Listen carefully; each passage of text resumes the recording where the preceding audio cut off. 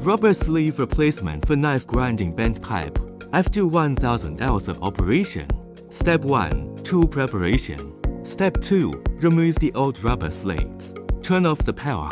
Open the machine head and find it. Loosen the end of the pull rope. Loosen the 2 screws. Pull out the steel wire rope. Remove the rubber sleeve.